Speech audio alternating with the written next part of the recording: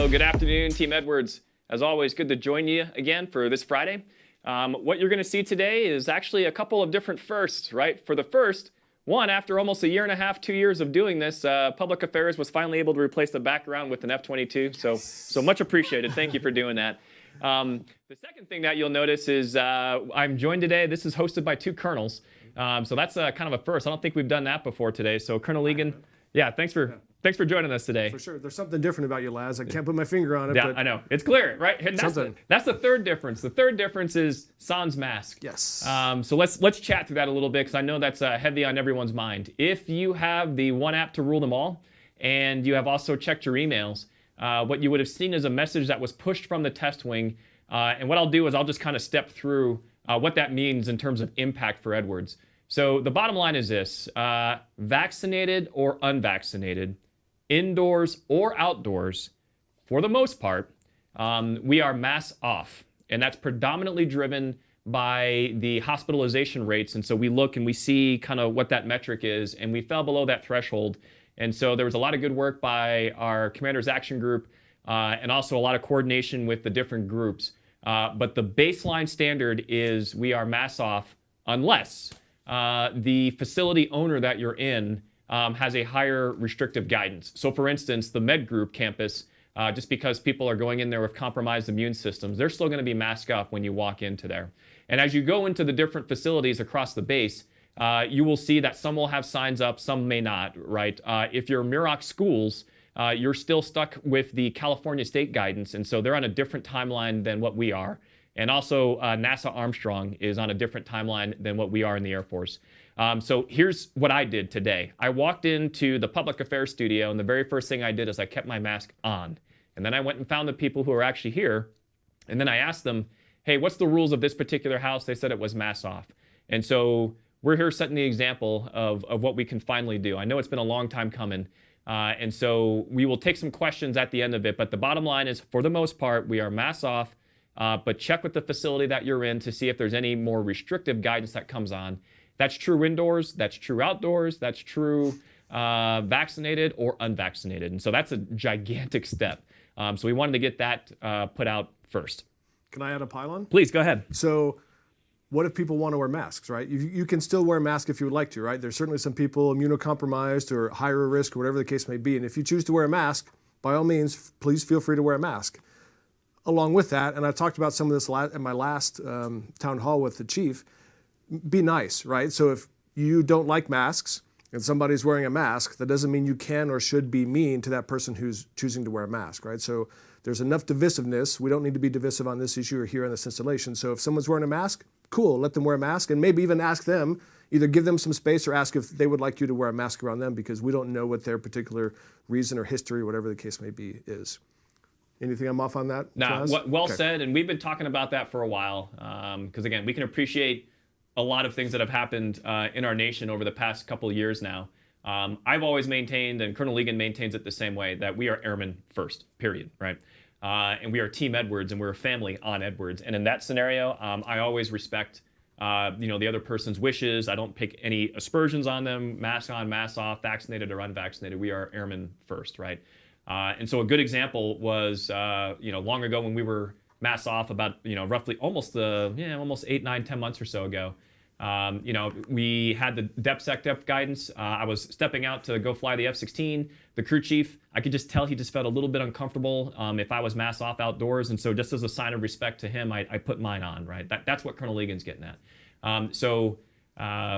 Again, we are wingmen, we are airmen first, and let's be respectful of people's wishes, for those sorts of things.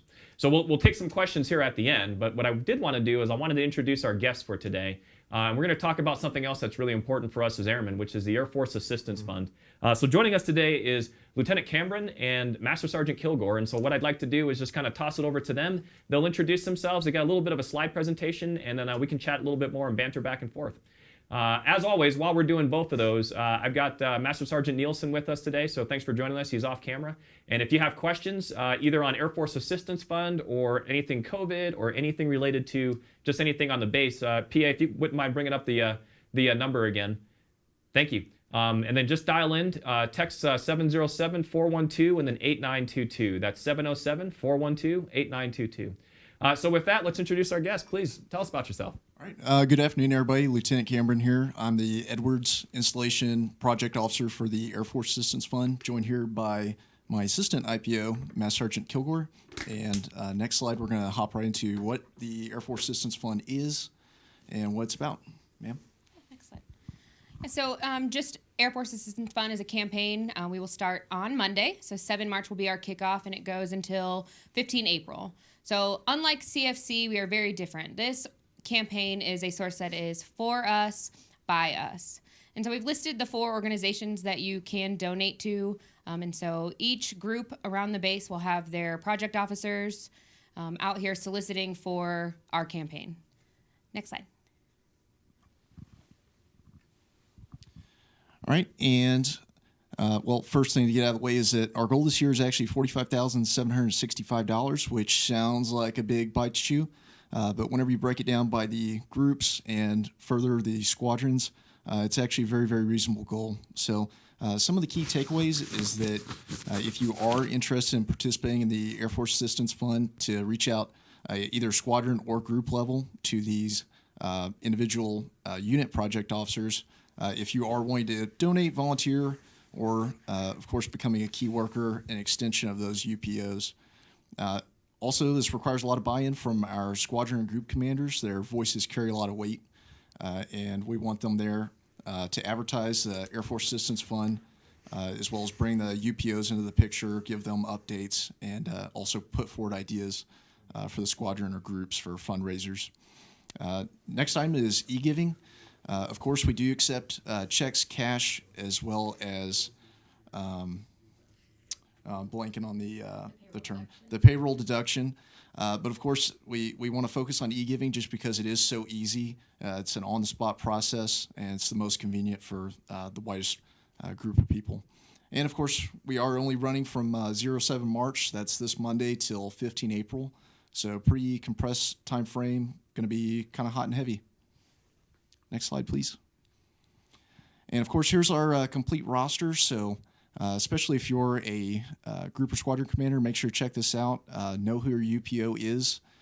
If they haven't already reached out to you, which might be the case, but if they haven't, go ahead and reach out to them, ping them, and get them involved in the picture. Thanks. So a couple questions. I have a question. E-giving. Can you explain that a little bit more? So now here we are in 2022. In the old days, like when I first joined the Air Force, I mean, it was literally write a check. Paper. Right, piece of paper. Yep. So how does it work now? Like how would an airman, accomplish an e-gift or an e-giving? Yes, sir. So it's actually accomplished. We have QR codes in various places to include, mostly on posters, but it's as simple as scanning the QR code. It'll take them to the website, plug in their information, and boom, simple as that. Okay, and so those QR codes, you said they're going to be distributed across the base. So can you give them a sense of where they might see them? Yes, sir. We're going to have various like campaign events around the base. We'll try to advertise them beforehand, but of course, most likely you're going to see it in your squadron or group level office provided by the UPOs. So hopefully they'll give everybody a heads up, say, hey, QR code is posted in this location. If you want to donate, swing by and make that happen. Got it. In your email. So the flyer will go out and the QR code will be in there as well. So you can just take your phone out, scan the QR code, and donate in there. And so it's an extremely easy process, and that's what we are going for this time, is to make it easier for everybody for this campaign. So we are very excited for this. Our team we just met is also very excited. And so I just ask for everybody to give your unit project officers the time of day when they come out here and explain to you what the importance of these campaigns are. I have a question. So unlike the CFC, where you kind of get to pick the charity that you're donating to, right? In the Air Force Assistance Fund, there's only the 4 or 5 that are part of that, right? When you donate, do you pick a charity that you're donating to? Does it go to the Assistance Fund writ large and they divide it up, or how does that work? Yes, sir. So on the website, when you go on there, you have the option to select a specific charity, or you can donate to all of them. So it's a general donation or a specific donation. It is up to you. Awesome. Thank you. Very cool. Very cool. Sergeant Nielsen, any questions coming for him? Not specific to that program, sir. Okay, no worries. So again, it is purely voluntary if you'd like to do it, but expect that you'll have your unit representatives that will have this set up. Again, I'm really excited about the QR code technology. I mean, I'm glad that the Air Force, we're starting to modernize in those sorts of things and kind of match a little bit of what you see in the private sector in order to make things easy via smartphone. So again, if you're so compelled and you're so driven, please donate. And also, what's the cutoff date one more time for them, please? That is April 15th. April 15th. Okay, got it.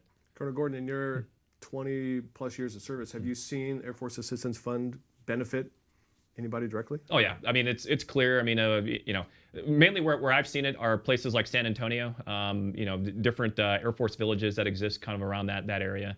I think Eglin, right, has a care facility on the outside of the hospital there. That's part of the Air Force Assistance Fund. So, to Master Sergeant Kilgore's point, I mean, it is for us, by us. It is things that we do as airmen to support other airmen.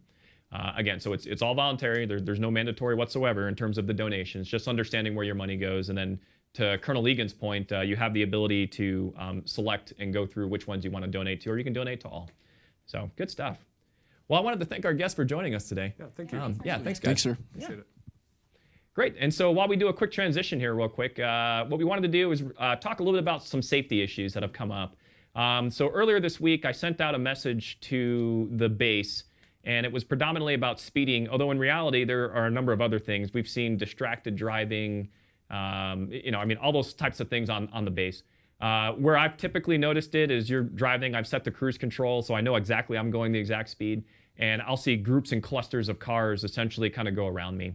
And then since sending out that email, man, oh man, have I heard from the base of so many different stories that people have emailed me back in response. So thanks for those emails. Some of those I've been able to share with our security forces commander to be able to help our defenders in terms of where they need to be.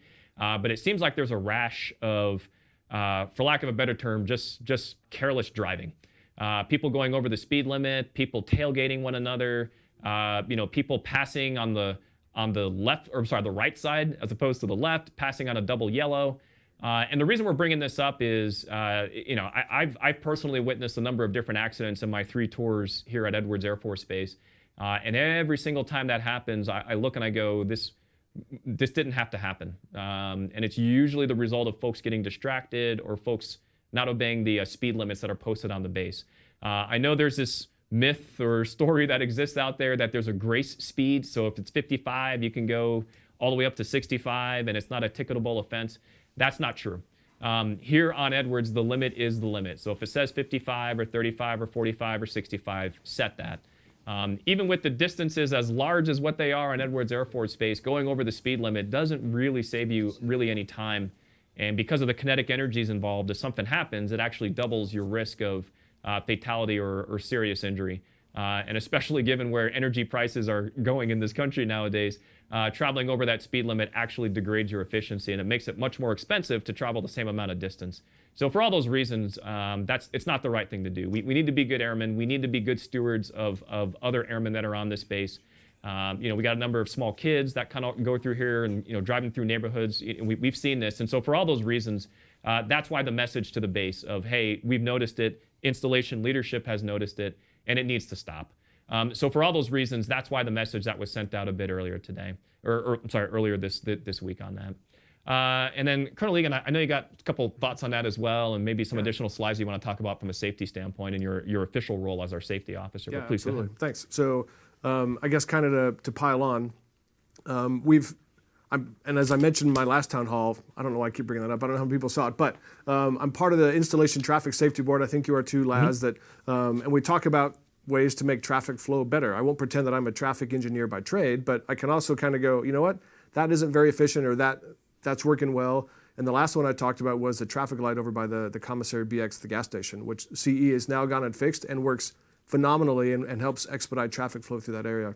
If you are aware of something on base that isn't very efficient from a traffic perspective or that is unsafe that we can make better, please let us know. That includes, we talk about speed limits at those traffic safety boards as well. So if you feel like a speed limit should be 90 or whatever in whatever location, then let us know. Let me know at safety. Let my folks know, and we can bring that up at the next safety board.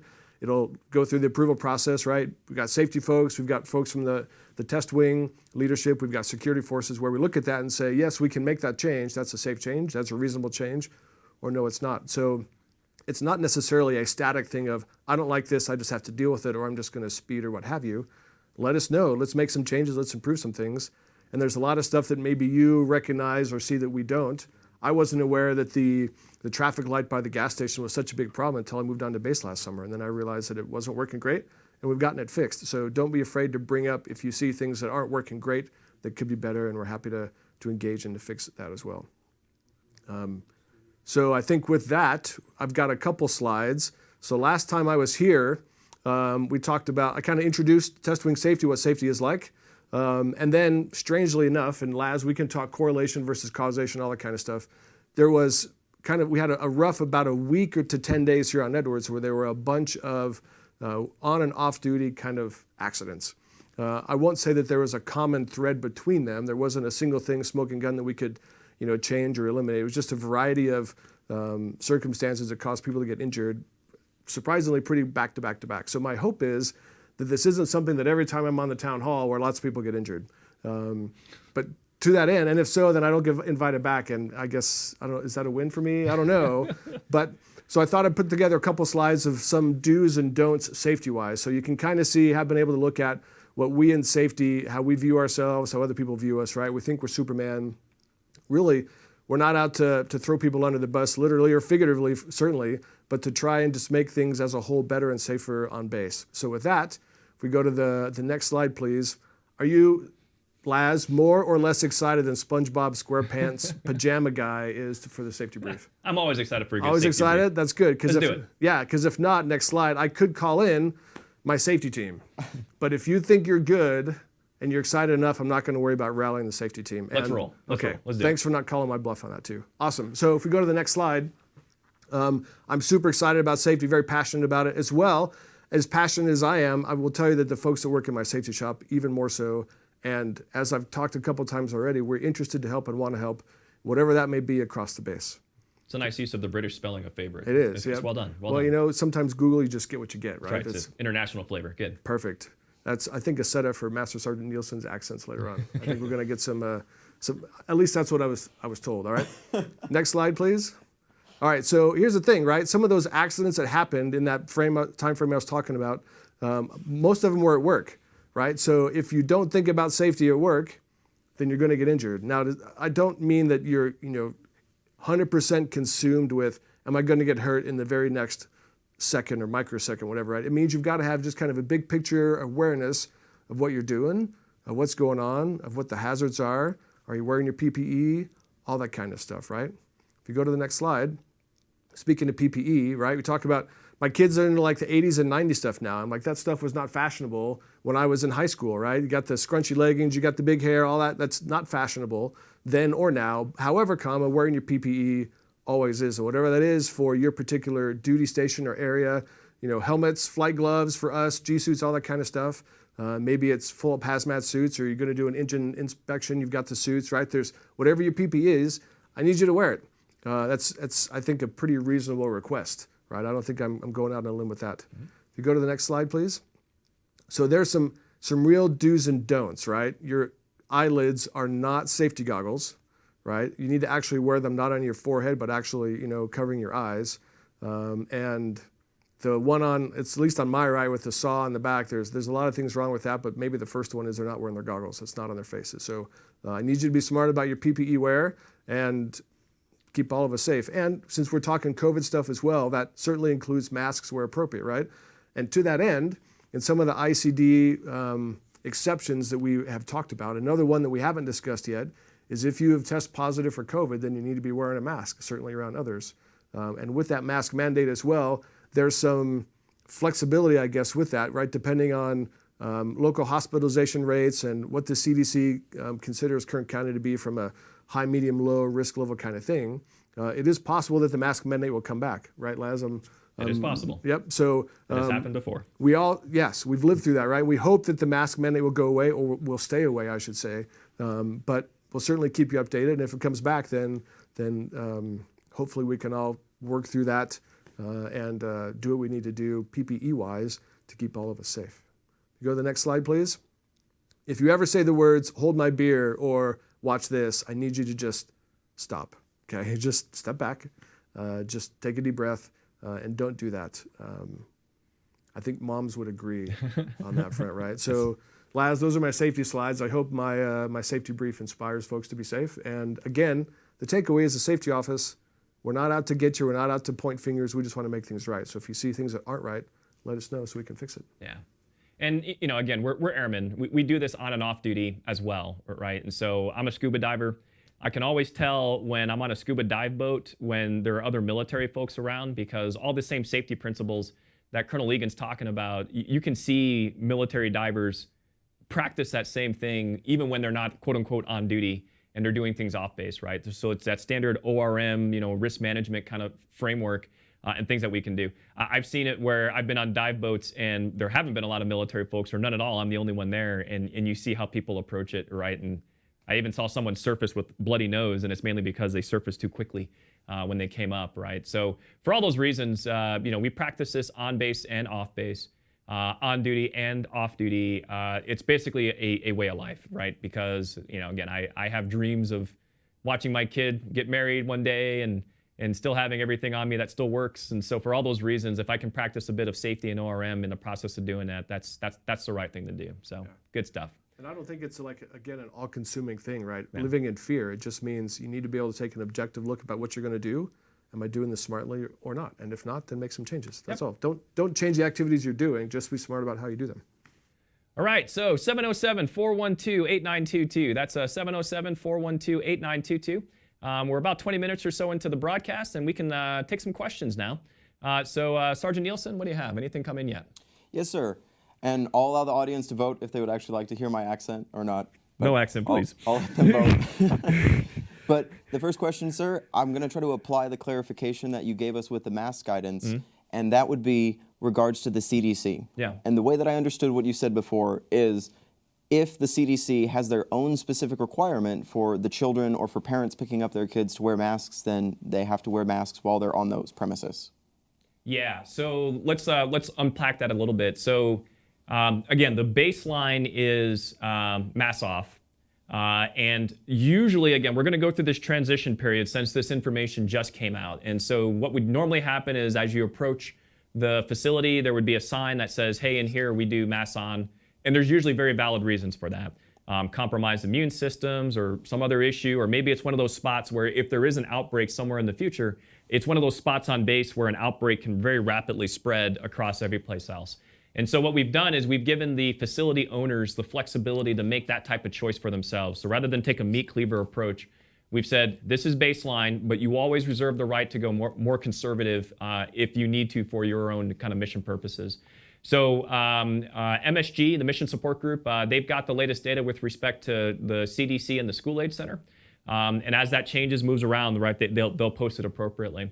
But we can do a phone a friend if MSG wanted to come up and say current status, if you will, of CDC and the School Age Center. But yeah, it'll be, some facilities will be a little bit different, and it's mainly because there's some type of urgent mission need that needs to be addressed in that facility. So like I said, I walked in, again, the signs haven't been shifted around just quite yet. I went to the facility owner of this place and said, hey, what's the rules here? And they said, you can go mask off. And so I, as the Vice Wing Commander, honor the wishes of the facility owner, right? And you should too. Anything else to add to that? Yeah, so with the schools specifically, my understanding is that the schools are governed not strictly by just the base, but also by California education system, and then also the local school district. And what I've read in the news is that the mandate for school masks in schools in California expires, I think it's next Friday. And so even if the school here, like the principal, the administrators themselves wanted to say masks off, or Colonel Gordon and General Higer wanted to say that, I think by legally and the way things are organized, they can't. So thus, school specifically, it's going to be at least until the end of next week, assuming I'm not misspeaking on that, but they are governing or subject to rules and regulations larger than just Edwards Air Force Base itself. I think that's the only addition that I have for that, Les. Now, and it's a fair point. We talked a little bit about it in the beginning of the telecast, but when you go on to Muroc schools, you've essentially left Edwards Air Force Base to some extent, and you've crossed the boundary into California state school system. And so they operate with a different set of rules and priority schema that the superintendent of the schools is held to. So they certainly partner with us, they certainly help us, but it's a different set of rules when you go there. Which brings up a good point, and Colonel Egan brought it up a little bit earlier, which is I fielded a number of questions or calls along the way of, well, how come I got to do this here and I don't have to do that there? And by this point in the pandemic, people are very frustrated and angry, and I can completely understand that. But again, we're still airmen. We still must be professionals. And so it's not the spot to go get upset with the Muroc school system because they operate with a different rule set than maybe what Edwards Air Force Base does. Where you are, that's what you abide by, right? Those are the rules that you live by. Okay, cool. What else? So that was an excellent question, sir. We had 4 people from MSG phone in to clarify that is indeed the stance, and that mask wear is currently not required, but they have the option to change it as they see fit. Okay. So mask wear in CDC, school age center, not required. But again, we always reserve the right as things change. And we've certainly seen a lot of that over the past 2 years with this. So again, honor the rules of where you're at. As it stands right now, school age center, CDC does not require it. But just understand that's subject to change based on conditions. Okay, great. All right, what other questions? Next question, sir, is in regards to the VCC with inclement weather, and the first thing that comes to my mind is the wind specifically, but they're asking if there's a potential for an overhang while people get stacked up, if it goes to 106 degrees. I see. That would be my concern, is the wind. Yeah, so what I'm tracking is, and I've seen this, and it's typically the mornings when we have deliveries showing up, or Monday mornings. Exactly, right? And right outside of our VCC, our Visitor Control Center, you'll see a line of people kind of outside the door and extending beyond that. And so I think what the question is something to protect folks there? Yes, sir. Okay. So the short answer is I don't have a good answer for you yet, because that's the first time that's been kind of brought, and a suggestion that's been kind of brought up. We can certainly have a good chat with our civil engineer force and our security forces to see what might be the way to do that. Even if it's not a permanent structure, there may be a way with which to do that. So I don't have a good answer for you as of yet, but I do know our MSG and our CE guys certainly watch this, and they've been very diligent in terms of scribbling down notes, and so we can certainly reattack on that one. Can I pile onto that? Please. So I guess I would say, well, first, thanks for bringing up that point and that idea. As I kind of talked about with traffic safety stuff, there are things that we don't think about and don't recognize. And certainly not every idea is going to get implemented, right? There's unfortunately not a 100% success rate with a good idea or a great idea and actually happening. But I don't want you to be discouraged and not bring up ideas. And if you go, you know what, that's not going to happen, why even bother? Then you're right, it's not going to happen. So, you miss 100% of all the shots you don't take, right? Don't let people tell you no. Or you don't tell yourself no, right? Make us tell you no, or make the system tell you no, if you will. So if you have a good idea like this, please bring it up. Let us know how we can make things better. Absolutely. Okay, what's next? It's a quick point of clarification, the last one, sir. MSG phoned in, and they said they're actually trying to go to an online system for giving passes. So that should hopefully expedite that wait in the line, so it should alleviate the situation. Oh, okay. And they'll be sending out details. Got it. And the next question, it's about lodging, then the lodging memo for TLF, and if that will be extended beyond its current due date. Yeah, good question. So we've been tracking this one very, very closely. And so far, we haven't seen an extension on that offered yet, other than the one that was extended from January until the end of March, I think is when it currently expires. For those not familiar, this is the issue where there's a lodging rate that when Colonel Egan and I were coming up, that was essentially appropriated funds from Congress, and so that's why you could stay at a TLF for, back in the day, 30 bucks, 40 bucks a night or whatever, when in reality the cost to operate it was much higher than that, but it was essentially appropriated funds from Congress. A few years back that came off, and so the rates on base essentially became more like commercially available rates for the lodging. When you combine that with the housing shortage that we have on Edwards Air Force Base, we were encountering folks that had to stay in a TLF or a lodging room for a very, very long period of time. And when you aggregate it over time, it was more expensive to stay in a TLF, a temporary living facility, than it would be to actually stay in an actual house on the base. And for officers, that was tough. It was certainly tough financially, but for our enlisted, especially our junior enlisted, that was catastrophic for them. So I know there was a lot of uproar from the United States Air Force. I know specifically on this base, there was a team set up between our CPTS, our civil engineers, our MSG, the test wing leadership, all to be able to bring up the issue that we need to have some type of waiver or the ability to adjust those rates. And right about the point where we were kind of in the middle of submitting a waiver up for that, that's when the Air Force came down and said, we will set our lodging rates to 1/30th of whatever your authorized housing allowance is. But it was always going to be a temporary fix. It was never going to be the fix. So we always knew that there was limited runway on that. And then there was an expectation that there would be another system put into place to be able to carry that forward, or some type of mitigation, so that our airmen weren't getting financially destroyed just for no other reason than PCSing in. So we did get some relief for that in January when it was originally going to expire, and now it's set up for the end of March. But as of yet, we still haven't heard what will happen post-March, right, as we head into our heavy PCS season. So stand by for more. We are tracking that. Your leadership is absolutely tracking that. But I don't have anything to share beyond what I've just shared in terms of what the status of that is. Okay, what else? Yes, sir. There's a question about COVID testing being available for weekly testing for contractors. Yes. Is that going to be a potential option? So our single point screen test facility is still going to stay active until told otherwise.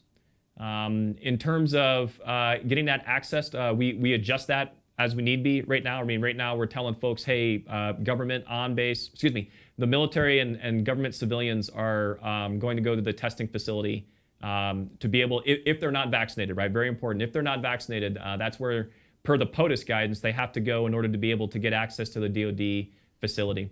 As that adjusts and it changes, then we might have the ability to do that, but I don't have the information to be able to tell you that definitively right now. I do think, too, that single point test screening facility, I probably got that acronym wrong. It's one of the places that requires masks, too, right? Got it. Yeah. Okay, what else? There's a couple interesting questions, sir. I guess we're getting a donut shop, maybe? Donut shop. That's a new one. I have not heard that one. Yeah, Do they have any more details on that? Like whoever sent that question in, could you give me some more details, and perhaps we can follow up and let you know? Got it. I will seek follow-up information on that. The other question, and I know we just said that it was being used for the COVID testing. There was an inquiry about the movie theater being opened back up. Yeah, so once we get better sense of what we're going to need to do for our single point screening test facility, because right now that's essentially where it's occupied, is in the base theater. We are still, and this is still very important to kind of get out there because I can see where people might have some questions on this. We're still under the guidance that says we can't have more than 50 people in one location. We keep asking, so your leadership keeps continuously asking up our chain of command to be able to elevate that issue and make sure that people understand the impact that has on the base. And incidentally, when we're on the telecon with all the other, at least the AFMC bases, they experience and see the exact same thing. So in other words, your senior MAGCOM leadership is fully aware and is fully tracking this and is actively trying to help us with this. But as it stands right now, we still have a 50-person limit for quote-unquote DoD kind of sponsored events. And so for largely that reason, the one facility where we felt as though we would have enough space to be able to spread people out and to minimize the health risks to do our single point screening facility was the base theater. It still is. And so that needs to be its primary function for now. But as we get further relief on this, and as guidance changes and we're able to kind of adjust what we need with the single point screening test facility, once that removes out, then that opens up the potential again to use the theater for a variety of morale events, or we could use them perhaps for commander's calls like what we used to do in the old days. But we're just not able to get there yet with the current policy guidance that we have. So more to follow on that one. It's a valid question, though. I totally understand where you're coming from. I remember watching movies in the base theater at one time, and it would be nice to get back to that, soon. Okay, next question. You said in the old days. It's only been 2 years. Yeah. It hasn't been that long.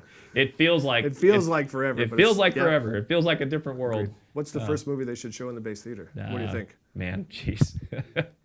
My standard joke is Teen Wolf 2. Teen Wolf 2. But it will not be Teen Wolf 2. I guarantee you that. I was it going will to not suggest Iron Eagle. Yeah. Any one of the 3 or 4 Iron Eagles would be great. Which I'm still looking for that switch in the Viper that plays tape music of 1980s music. I haven't found it yet. Okay, what other slide? What other questions do you have? Sir, I would suggest, if possible, is there just a way to give us an overall health status in relation to the vaccinations and how people can participate in increasing our chances of possibly changing the HPCon? Yeah, got it. So, so here's the bottom line: vaccinations are still our #1 defense against this. And I can share a little bit of my story. Way back in January, I was fully vaccinated and boosted, and still contracted COVID. Many weeks ago. What was very comforting once I got that news was that I was vaccinated. And so it essentially became a non-issue. I had a little bit of a sore throat for a short period of time, and then it was essentially it. And then I was kind of looking at the testing kits to see when my antigen levels would cross the threshold where I would now be considered negative. Unfortunately, it didn't happen for that entire time, for the 10 days. But I honored it. I mean, quite frankly, the biggest impact to me was just being at home and working from home. But beyond that, it was a non-issue. We've been deep enough into this issue with COVID that by now, I guarantee you know someone that was severely impacted by it, or maybe even died by it. I'm raising my hands saying that I've personally known folks on either side of that, and it's truly awful. So for that reason, we still contend, right, that the vaccination, getting vaccinated, getting boosted is your absolute best defense for what might come. Now, we went through the Omicron surge, and the natural tendency is to go, oh, great, it's over. We just got this guidance from above that says we can go mask off, and the natural tendency is to kind of wipe your brow and go, ooh, we made it through that one. But don't kid yourself. When you look at the data of this year and you overlay it a bit with last year, the magnitudes are a bit different, but the shapes are about the same. November, December, January, into about early February or so, you see this massive bow wave, and it seems like the world's coming apart. And then somewhere around mid-February into March, it looks a lot better. And then we kind of go into a stable position with respect to our HPCons for a while, just because the weather's nice outside, people spend a lot of time there, it's warmer, those sorts of things. It all helps in terms of spending a lot of time outdoors where your transmission risk is greatly reduced. But don't kid yourself, right? There could be another variant. Weather patterns more or less stay the same. I can almost predict right now when people are going to start spending a lot more time indoors, and where we expect to see elevated risks from whatever additional variation of COVID comes down. So our smart guidance, if you will, stays the same. Nothing changes with respect to that in terms of our best defense, and a large part of our defense is our vaccination status. So that's still available at many different places, not just necessarily on base, but off base. And our encouragement is absolutely still to go get it. Anything else to add to that, or just any thoughts or experiences with it? Well, I mean, I've had personal tragedy, right? Mother-in-law passed away due to COVID, and she was vaccinated and all that kind of good stuff. So there absolutely people are affected by it. And that's why we go back to, if someone is wearing a mask, you need to respect that, right? Of their privacy, their space, their medical history, their medical concerns, all those kinds of things. So don't, be belligerent or up in their face or anything, and be respectful, give them the space that they need, and maybe wear your mask as well, depending on how close you two have to work together. So Yep. I think, everything you said in combination with just baseline human kindness and decency will mean that we're going to be successful moving forward. Yep. Again, we are always airmen first. Always. Okay. What other questions came in? Sir, it's actually, if I could, a point of clarification. Please. The question was about the CDC and getting more staff so that we could facilitate more people participating. But if I remember correctly, it's been difficult to try to find people to want that job. And so CDC, sorry, is that Child Development Center or the Center for Disease Control? Sorry, the Child Development Center. There's a difference. Don't worry. I've made that mistake before as well. So yes, our MSG has been on a very strong hiring tear for either the non-appropriated funds or the appropriated fund employees to be able to get providers to be able to help out with respect to CDC and school age center. So that's been a well-identified issue that they've been getting after it for a long time. And again, I know MSG is watching. If there's a message that you'd like us to get out, if you could text it in. But I do know that getting folks hired is a #1 priority of theirs, because CDC and School Aid Center, it's one of those things that affects pretty much every airman that has a family and works on the base. Without that childcare provided on installation, especially just given the distance and the logistics that people have to drive to be able to work here, without having that at its maximum capacity, it actually starts having mission impact, because then people, even though we're airmen, we're still parents and we got to take care of our kids, and it's nice to have that. And so I know that that's been a huge focus of them to get hired on.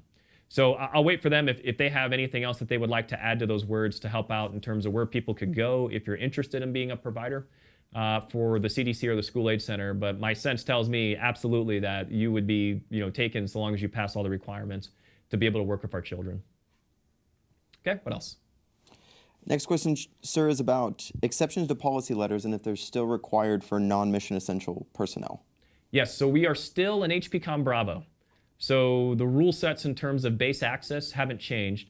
Even though we can go mass down, which is a nice relief, that doesn't change necessarily what our HPCON status is. And so we're still under the installation command directives in terms of what that looks like. So we're still under the rules of mission critical, mission essential, all the standard, access rules to be able to get folks to come on. In terms of retirees, we're still at the same access days, so essentially weekends, national holidays, and Wednesdays, mainly for pharmacy care.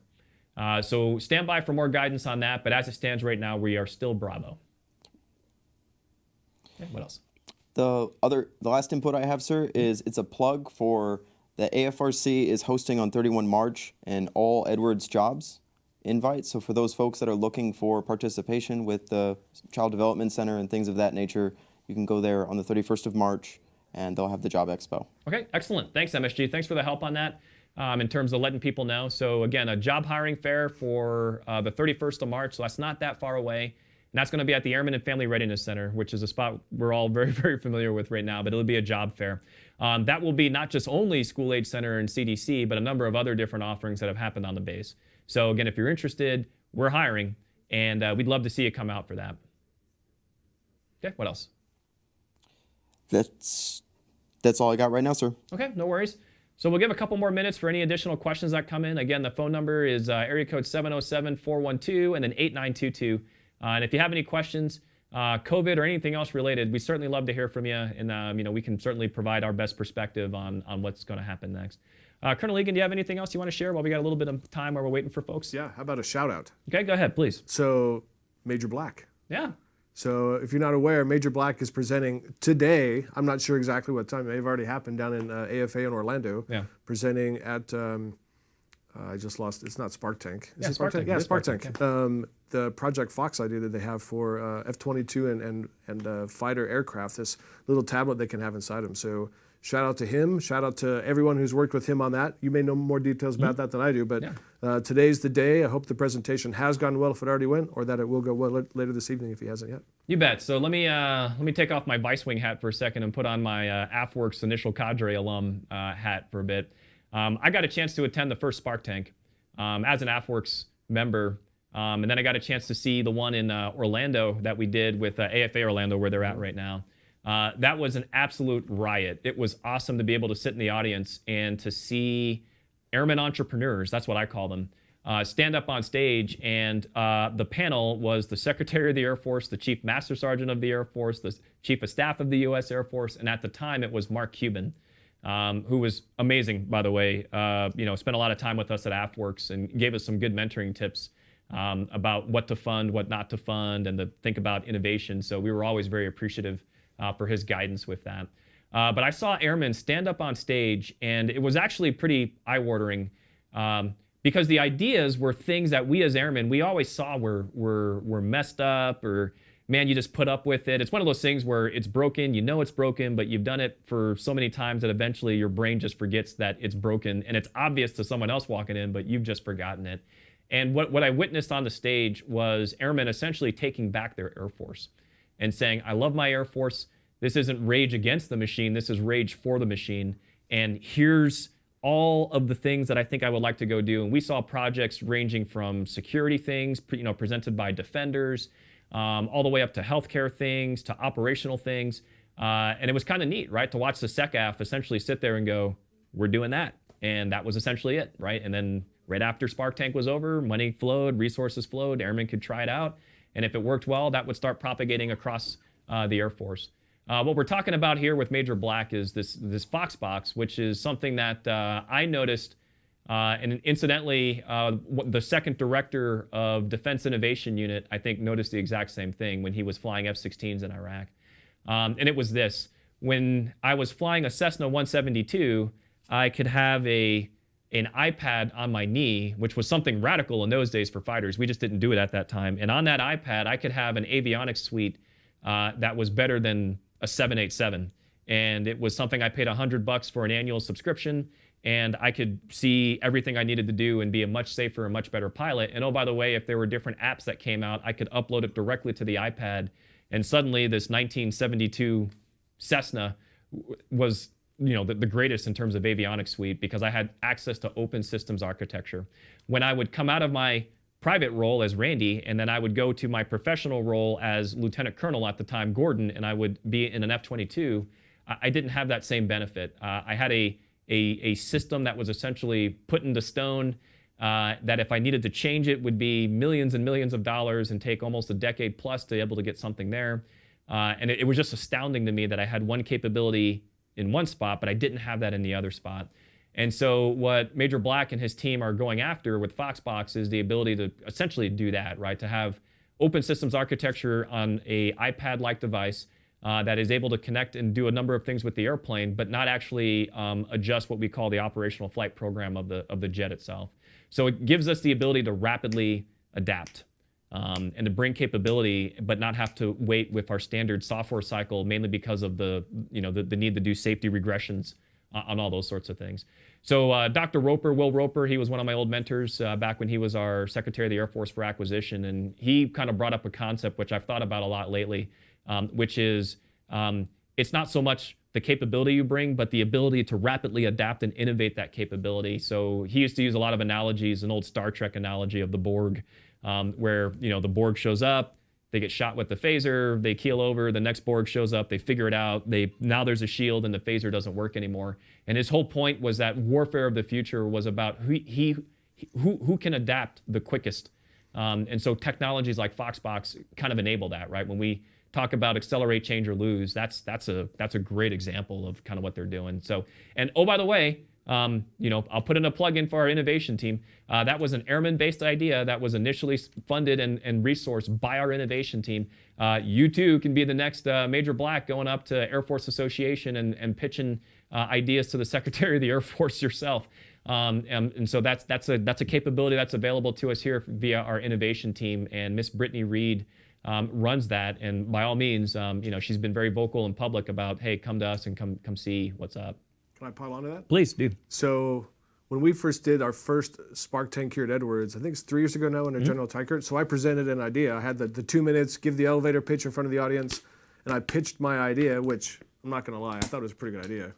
I did not get selected, but that's okay. And one of the ideas that was selected there it involved or was about lactation booths for nursing mothers and having a place where they could pump when they needed to, right?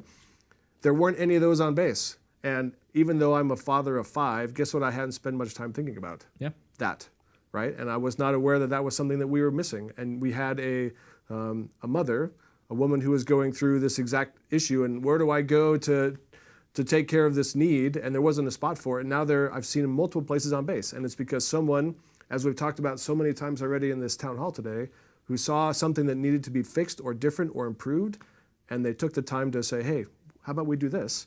In this case, it was in that Spark Tank forum, that idea forum, innovation forum, and it worked, and here we are. So maybe the idea only affects your unit, your squadron, may affect the base, may go Air Force-wide, but again, if there are things that need to be changed, bring it up. Let's fix it. Yep, our range squadron did that with remote operated vehicles out on the range, and again, that was brought up by one of their team members, and now it's there, right? So, you don't have to suffer in silence. We say that a lot here. And so the idea is if you think it can be done better, we certainly want to see it, right? And we have resourcing and we have a team that's capable to help out and get that pushed through. And again, one of our very own is in Orlando, Florida right now, giving that pitch directly to the Air Force senior leadership. And that all started here, right? So it's a real thing. Okay, what other questions have come in? Anything else? Yes, sir. There was a question about when the pools would be opened, and we do have some support provided by Mission Support with regards to limited lifeguards currently. Yeah. They're saying that someone 15 and a half is eligible to become a lifeguard, but there is a regulation requirement to have lifeguards if the pools are going to be open. Yep. But for that 15 and a half or above member who wants that job, they also pay for the training. Yeah. So we're just looking for folks. Yeah, and that's via the Red Cross training, right? To be a lifeguard? Yes, sir. Okay, yeah, absolutely. So, yes. So a couple things. One, we have multiple pools on the base. What we would like to do is essentially what we did last year, which is, can we open them as soon as we possibly can? The weather gets nice and things move along. We had a lot of hiccups just on the previous 2 years just because of, we have our housing provider. It was Corvius at the time, and now it's May Road. And then we have our FSS pools. We were in a position to be able to open up as a lot of pools as what we possibly could, at least from the physical instantiation of the pool itself. But what we were missing were people, and that those people needed to get trained. So what I kind of took away from that is a long lead item to be able to get a lifeguard trained and to be ready to go. And so if the goal is to try to open this up, kind of like what we did with our May Road Corvius pool at the time, but if we wanted to do that sometime in May, now's the time, right? Now's the time with which to start looking for lifeguards. And again, that job fair on 31 March is a great example. If that's something that you would like to go do, it's a great summer job for a lot of our high schoolers if they would like to go do that. And it's one of those things that elevates the quality of life on the base, is to be able to bring the kids out to go do something in the pools. Last year, Corvius was particularly gracious, and they extended that to our folks living in fam camp to be able to come up there, and also our families that were awaiting a home in the TLF. And so my hope and expectation is that we can repeat that again this year with our new housing provider via May Road, because again, we kind of look at it as one team, one fight. We're all on Edwards, and we want to be able to make it a good spot from a quality of life standpoint. So I'll pause there. I think that answers the question, but our intent is, again, to do it, the number one thing that we need are people. We have the pools, they're ready, they're good to go, right? It's not that big of a deal to get them, physically ready to go, but we can't run them on the FSS side, at least, unless we have lifeguards that are able to be there to be able to help run the pools. Because the biggest nightmare that we all have is something happens, I don't have a lifeguard there to be able to help out somebody. Any experiences you have or just something you wanted to share along there? It's a great summer job, right? Yeah. I've got a 16-year-old, and you're talking, I'm like, man, that'd be a great thing for Liza, my 16-year-old, to do. We are moving in June, so we're probably not a good candidate, but otherwise, that would be an awesome thing for them to do. So if you got a teenager, you want them out of the house, they spend too much time on the screen, you want to do something productive, earn some spending money, then be a lifeguard. Good stuff. Cool. What else? Nothing at this time, sir. Okay, great. I have another shout out. Go ahead.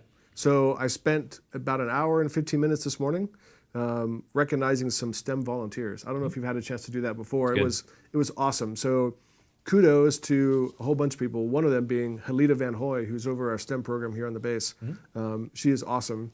But then also those 30 people, which was only a small subset of all of the people who have volunteered, particularly in STEM-related activities the last year or so. And I will confess, I had no idea there's so many ways on base to volunteer, specifically in a STEM capacity, whether it's tutoring, math, after school, whether it's helping to set up and organize some of the Spark Tank stuff that we have, or doing air show. There's 170 volunteers needed for the air show that's occurring in October. So if you have any interest in, no matter your skills, in helping out in volunteering and in spreading not just TCOTA2, but STEM and the Air Force message and mission and the things that we do to not just the Valley, but communities and schools around the nation, then it's a great way to jump in. And I would highly encourage you to, and any of us, to reach out to Helita Van Hoy and ask for ways that you can volunteer and help and provide your skills. And I got to tell you, the people that I talked to today, they were phenomenal. Yeah. And the things that they do and the way that they volunteer their time and are giving of themselves to tutoring second graders in math, to tutoring seniors in high school in calculus, whatever it may be, it really was awesome. So kudos to you and kudos to all of them who have volunteered and are making a big difference. Yep, absolutely. One of my old mentors used to say that, hey, in the Air Force, we have all the cool domains, right? At the time, we had space and cyber and air. And by default, those are all domains that require technology to be able to implement and operate in. I mean, and essentially domains that really didn't exist fully until a little over 100 years ago. And so for all those reasons, the Air Force, by default, is a very, very technical service. And at a place like Edwards, not only are we a technical service, but we are the super geeks with a patriotic bent here at Edwards, and we are proud of that. And that also means that we have a number of folks around here that are just supremely competent in all the different STEM fields. And that's a significant advantage, I think, that we have here at Edwards Air Force Base, especially when it comes to how we can do that outreach and to make technology cool and engineering cool, and to be able to help out and volunteer for these types of events that happen. And our upcoming event that we're going to do in October, just similar to what we did with the hybrid show, it was more than just an air show. It was a celebration of STEM. There's STEM with what we do with our dog handlers, for instance. There's a lot of biology that happens there in terms of how a dog is able to detect either drugs or explosives and that sort of thing. So there's a lot of science in that sort of thing, just as there's science in how a fighter jet goes faster than the speed of sound. These are things that we can do in the Air Force, and we're kind of used to it and we're comfortable with it, and we'd like to be able to share that and spread that with folks, that math is cool, right? Engineering is cool, science is cool, technology rocks. And that's a part of who we are as airmen. It's in our DNA, and especially as testers here at Takatatu, that's what it really means. So, to Colonel Egan's point, absolutely, right? I mean, there's lots of different ways that you can volunteer, help out in a lot of different ways, mentoring at the school, number of different events that happen. We broadcast last week from our makerspace over there by the old commissary, where you can do coding, right? And you can learn Python, and to be able to use that not just for the robots, but for a number of other things. Like we were describing, that's the base language for artificial intelligence. If you know Python, that will serve you very, very well in the upcoming years as the nation kind of transitions and we start seeing a lot more AI-enabled technologies come online. So for all those reasons, volunteer, jump into it. We got a chance to congratulate some folks earlier for some of the efforts that they did from a STEM standpoint. So again, thank you as well. And as a pylon to your pylon, if you're like, I'm not a scientific person, right? I love my wife. I'm not at all criticizing my wife. She is an arts person, right? So, and she's done a bunch of computer work too, but she went to school for arts. And so that is important as well. And if you're like, man, I play an instrument, I do this, how can I help? I recognize multiple people who helped organize, who built shelves, who helped do a lot of those kinds of things that maybe they're not the ones actually teaching math to the students, but they do a lot of the grunt work, for lack of a better term, right? Some of that background work that has to get done that is super important, that supports the folks doing the actual tutoring or the actual event per se. But that kind of help is required too. So I would say no matter who you are, no matter your background and things you enjoy doing or you find or think that you're good at, there are ways for you to volunteer and help here around the base. And having done so myself, I would say it's very rewarding, and I would encourage you to do it. Yeah, way cool. Okay, we got about 3 minutes left. Any other kind of questions come in there, Sergeant Nielsen? There was a plug for the air show coming up. Apparently, we're going to need about 1,250 volunteers. So I don't know if anyone was interested in participating in that, but it's kind of an annual event that we do, and it's got a lot of components involved. Yeah, you bet. And again, it's more than just an air show. As a kid, when I would go to those sorts of things, I was always attracted by the airplanes flying around in the sky. But believe me, there's going to be a lot more going on than just that. That is just one component of many things. We kind of look at that event as a celebration of what we are as the Air Force, not just something that we did 75 plus years ago, but the things that we do now. And so for all those reasons, as we get deeper into the spring and into summer, you're going to start seeing opportunities to be a part of that. And we haven't hosted one on base it's been a little over a decade now. So it's been a while. So this will be a big event. This will be a nice thing to be a part of and to really have a good time with. So with that, if there's no other questions, we'll end about a minute or so early. Again, I wanted to thank Colonel Egan and Master Sergeant Nielsen for joining us here today on the town hall. As always, we hope everyone has a great weekend and be safe out there. Just to kind of put the last bit on it, again, we have a new mask guidance that just got published just in the moments before coming on live for this telecast.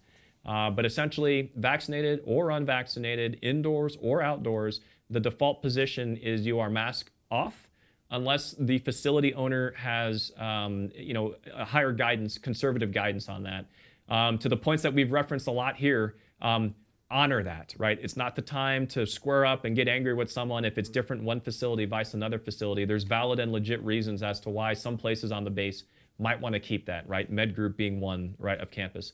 So again, if you have any questions or doubts, right, put your mask on and then ask the facility owner what the rules of the road are. You'll quickly figure it out walking in there. It should be posted up on the door as you walk in, and honor that.